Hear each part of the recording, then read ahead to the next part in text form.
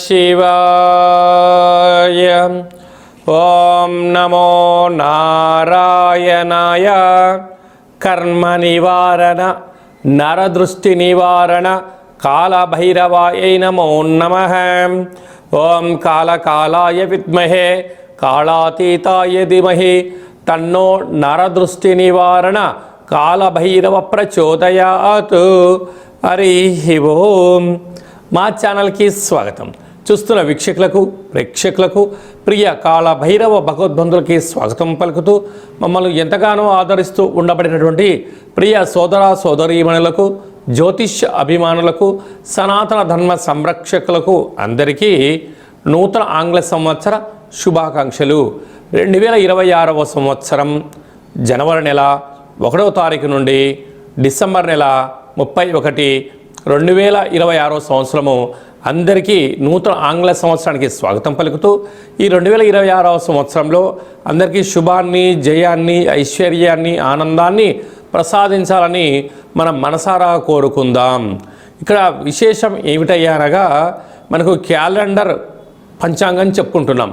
మనకి ఇక్కడ గురువారం రోజు ప్రారంభమవడం, అందులో 1వ తారీఖున రోహిణీ నక్షత్రం అయింది. గురువారం రోజున రోహిణీ నక్షత్రము, అందులో గురువారము.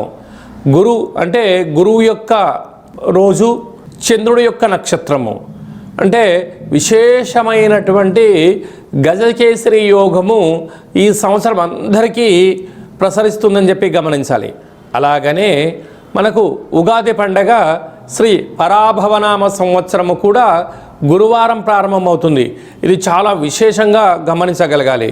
కనుక ఈ సంవత్సరము విద్యార్థులకు, ఉద్యోగస్తులకు, వ్యాపారస్తులకు, నూతనమైనటువంటి అత్యంత ఆధునిక టెక్నాలజీని నేర్చుకునేటువంటి వారందరికీ, వ్యవసాయ సోదరీమణులకు అందరికీ సువర్ణపు యుగంగా భావించగలగాలి.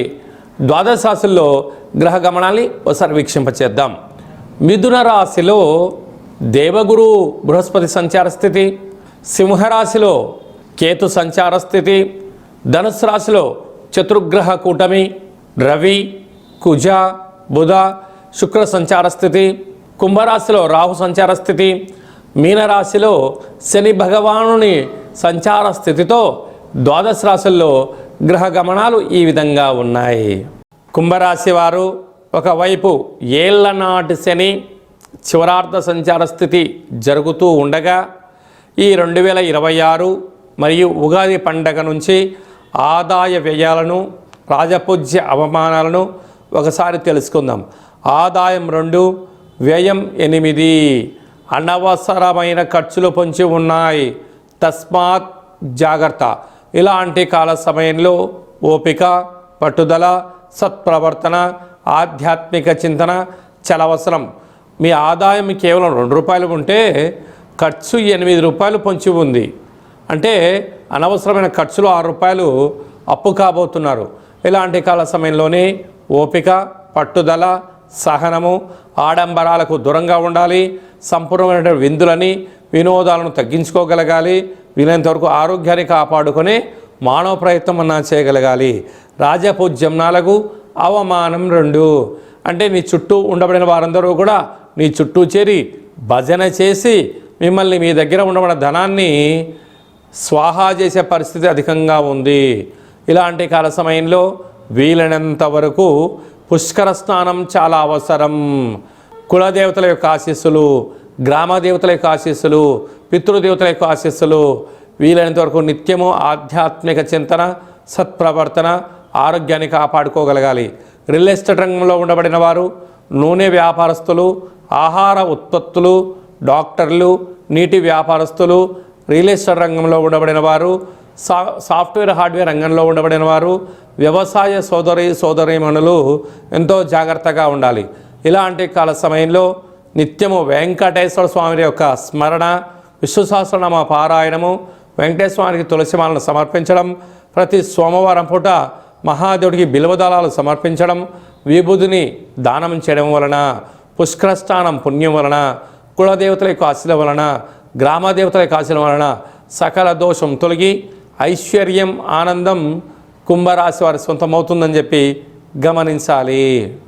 ఈ ఆంగ్ల సంవత్సరం అంతను కూడా అందరము కూడా వీలైనంత వరకు తల్లిదండ్రుల యొక్క సేవ, తల్లిదండ్రులతో సత్ప్రవర్తన, తల్లిదండ్రులను ఎవరైతే గౌరవిస్తారో వారందరికీ యోగం కలుగుతుంది. అలాగనే మనకు దత్తాత్రేయ స్వామి వారి యొక్క దర్శనం, ప్రతి గురువారం పూట శ్రీ మేధా దక్షిణామూర్తి స్వామివారిని స్మరణ, ప్రతి గురువారం రోజున మహాదేవుడికి రుద్రాభిషేకము, అలాగనే గాణగాపుర దర్శనము, వీలైతే అరుణాచల క్షేత్ర స్వామివారి యొక్క దర్శనం ఎవరైతే చేసుకుంటారో ఈ సంవత్సరంలో పరిపూర్ణమైనటువంటి గురువు యొక్క ఆశీస్సులు కలిగి విద్యలో, ఉద్యోగంలో, ఐశ్వర్యంలో, వ్యాపారంలో కొదవ ఉండదు అని చెప్పి గమనించగలగాలి.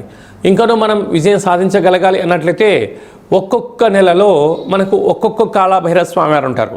ఆ కాళభైరవ స్వామికి స్మరణ, ధ్యానము, కూష్మాండ దీపము, నారికేల దీపము, పిండి దీపాన్ని, గండా దీపాన్ని ఒక్కొక్క నెలలో ఒక్కొక్క విధంగా మనం పెట్టుకోగలిగినట్లయితే సంపూర్ణమైనటువంటి స్వామివారికి ఆశీస్సులు కలిగి ఎవరి ఇంట్లో ఎలాంటి ఇబ్బందులు లేకుండా, అష్ట కష్టాలు లేకుండా అష్ట ఐశ్వర్య ప్రాప్తి కలుగుతుందని చెప్పి గమనించాలి.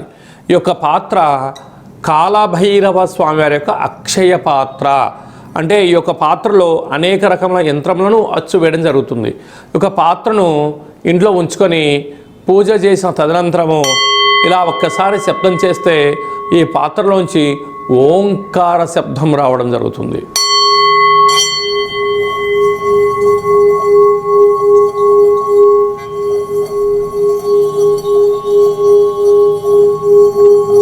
ఈ ఓంకార శబ్ద ధ్వనితం వలన మనిషి శరీరంలో ఉండబడినటువంటి చక్రాలు వికసింపచేయడం, ఆనందం కలగడం, దురదృష్టం దూరం కావడం, అదృష్టం అద్భుతమైన యోగం కలిగి మనకు అనుకున్న అన్ని పనులు విజయం సాధించడం జరుగుతుంది. కనుక ఈ అక్షయ పాత్రను 2026వ సంవత్సరంలో ఇంట్లో ఉంచుకుందాం. కాళభైరవ స్వామిని స్మరణ చేద్దాం. సకల అష్టకష్టాలకు స్వస్తి పలుకుదాం. అష్టైశ్వర్య స్వాగతం పలుకుదాం. అలాగనే మీ వ్యక్తిగత జాతకం తెలుసుకోవాలనుకుంటున్నారా? మీ యొక్క పేరు, పుట్టినటువంటి తేదీ, నెల, సంవత్సరం, పుట్టిన సమయం రాసి మీరు వాట్సాప్లో పంపించగలిగినట్లయితే 100 సంవత్సరముల జాతకాన్ని రాసి సవివరంగా సంపూర్ణంగా మీకు ఎక్స్ప్లెయిన్ అంటే ఉదాహరణగా చెప్పడం జరుగుతుంది. అలాగే మీరు పుట్టినప్పుడు గ్రహ గమనాలు ఎలా ఉన్నాయి, ప్రస్తుతం ఎలా ఉంటున్నాయి, రాబోయే కాలంలో ఎలా ఉంటున్నాయో తెలియజేయడం జరుగుతుంది. చాలామందికి పుట్టినటువంటి కాల సమయంలో డేటా ఆఫ్ బర్త్లు లేనటువంటి వారికి మీ పేరు యొక్క మొదటి అక్షరాన్ని అనుసరిస్తూ రాశిని తెలియచేస్తూ రాశి యొక్క స్థితిగతులను చెప్పుకుంటూ అలాగనే రమణ శాస్త్రం ద్వారా అనగా గవ్వల ద్వారా కాళభైరవ ఉపాసన చేత భూత భవిష్యత్ వర్తమానాన్ని తెలియజేయడం జరుగుతుంది. కనుక 2026వ సంవత్సరంలో మనకు ఉగాది పండుగ దగ్గర నుంచి ఆదాయము, వ్యయము, రాజపూజ్యము, అవమాన కార్యక్రమాలను ఎలా నివారించుకోవాలి, ఐశ్వర్యాన్ని ఎలా పొందుకోవాలో ముందుగానే తెలుసుకుందాం. అపాయింట్మెంట్ తీసుకొని సంప్రదించగలరు. అందరికీ ఈ 2026వ సంవత్సరంలో శుభం, జయం, లాభం, ఐశ్వర్యం కలగాలని కోరుకుంటూ ఆశీర్వచనం. శతమానం భవతు శతాయ పురుష సతేంద్రియ ఆయుష్యేవేంద్రియే ప్రతిష్టతి. నూతన ఆంగ్ల సంవత్సరాంతం ఆయురారోగ్యం ఐశ్వర్యం దేహిమే కాళభైరవాయ నమః. హరి ఓం. ఈ వీడియో మీకు నచ్చినట్టయితే లైక్ చేయండి, షేర్ చేయండి. అందరికన్నా ముందుగా మా ఆధ్యాత్మిక వీడియోలు మీరు చూడాలనుకుంటున్నట్లయితే మా ఛానల్ని సబ్స్క్రైబ్ చేసుకోండి. అలాగనే గంట సింబల్ ప్రెస్ చేయండి. అలానే బటన్ కూడా తెలియచేయండి. భగవద్బంధులకు, మిత్రులకు ఈ ఆధ్యాత్మిక సమాచారం చేరవేసి హిందూ ధర్మాన్ని కాపాడండి.